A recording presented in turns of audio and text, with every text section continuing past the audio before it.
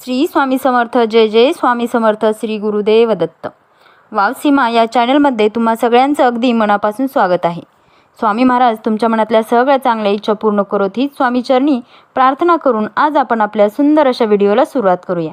तर आज आपण पाहणार आहोत की धन प्राप्ती, धन संपत्ती कशी होते, रोज कुठून ना कुठून पैसा कशा प्रकारे येतो. तुमच्या घरी बरकत येण्यासाठी रोज हे काम करा.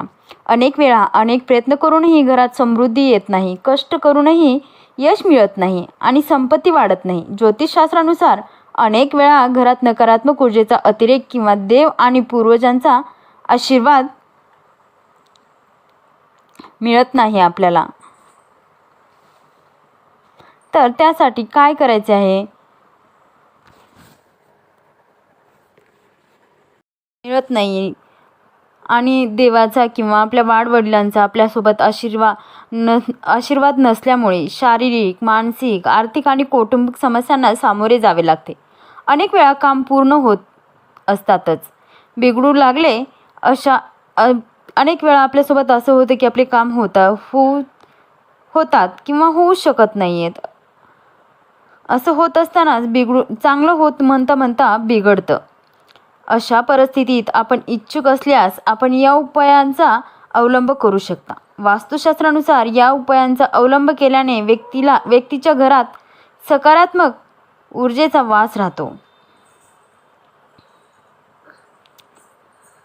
सकारात्मक ऊर्जा आपल्या घरामध्ये पॉझिटिव्हिटी घेऊन येते. सकारात्मक ऊर्जेचा प्रवाह वाढतो. याने सुख, समृद्धी आणि ऐश्वर्य प्राप्त होते. देवाचा आशीर्वाद मिळण्यासाठी रोज कोणत्या 10 गोष्टी केल्या पाहिजेत हे जाणून घेऊया. पण त्याआधी तुम्हाला ही लक्ष्मी मातेचा आशीर्वाद तुमच्यावर राहावा असे वाटत असेल तर हे काही जे मी उपाय सांगणार आहे ते तुम्ही नक्कीच करा. जर चॅनलवर नवीन असाल तर चॅनलला प्रथम सबस्क्राईब करून घ्या, सोबतच बेल आयकॉन बटन प्रेस करा. तर चला पाहूया. कोणत्याही शुभ कार्यात कापूरचं विशेष महत्त्व असते. असे मानले जाते की घरामध्ये कापूर जाळल्याने वास्तुशास्त्रासह नकारात्मक ऊर्जा दूर होते. त्यामुळे आठवड्यातून एकदा कापूर जाळावा. असे केल्याने सकारात्मक ऊर्जा निर्माण होते. निसर्गाचा नियम आहे निसर्गाचाच नियम आहे. निसर्गाचा नियम असा आहे की तुम्ही जे काही देता ते दुप्पट आकारात तुम्हाला परत मिळते. संपत्ती आणि अन्नाला धरून राहिल्यास ते निष्ठुर नाही. परोपकारातील सर्वात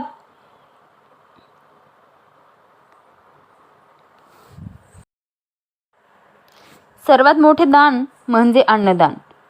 त्यासाठी खालील उपाय केल्याने घरातील अन्नाचे भांडार भरून राहते.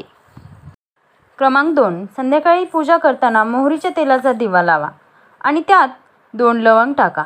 जर तुम्हाला हवे असेल तर तुम्ही हा दिवा दररोज प्रवेशद्वाराच्या दोन्ही बाजूला किंवा एका बाजूला लावू शकता. असे केल्याने तुम्हाला देवी देवतासह पितरांचा आशीर्वाद मिळतो, ज्यामुळे घरात बरकत येते. गरिबी तिला सोडत नाही.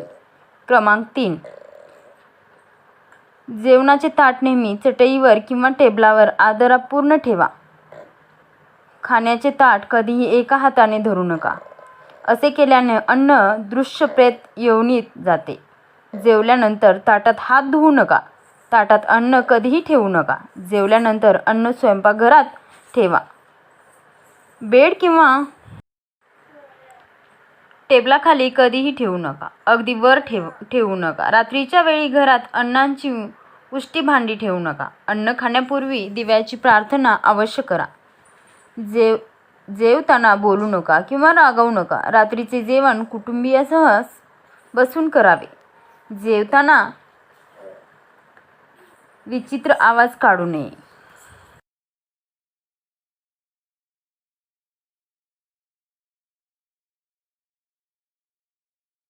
बेड खाली झाडू ठेवू नका. घर स्वच्छ आणि सुंदर ठेवा. घराचे चारही कोपरे स्वच्छ असावेत. विशेषतः ईशान्य आणि वायव्य कोपरे नेहमी रिकामे आणि स्वच्छ ठेवावे. वॉशरूम ओले ठेवणे आर्थिक परिस्थितीसाठी चांगली नाही. ते वापरल्यानंतर एखाद्याने ते कापडाने कोरडे करण्याचा प्रयत्न केला पाहिजे. जर तुमच्या शर्टवर किंवा पॅन्टवरचा खिसा फाटका असेल तर ते दुरुस्त करा. कोणत्याही प्रकारचे मादक पदार्थ घेऊ नका. अशा पद्धतीने या सर्व गोष्टींचा विचार करा आणि सर्व गोष्टी अंमलात आणा. मग आपल्यासोबत लक्ष्मी मातेचा वास नक्कीच राहील आणि कुठून ना कुठून आपल्या घरामध्ये बरकत यायला सुरुवात होईल. श्री स्वामी समर्थ. जय जय स्वामी समर्थ. श्री गुरुदेव दत्त. व्हिडिओ आवडला असेल तर व्हिडिओला लाईक, शेअर आणि सबस्क्राईब करायला विसरू नका. सोबतच बेल आयकॉन बटन प्रेस करा.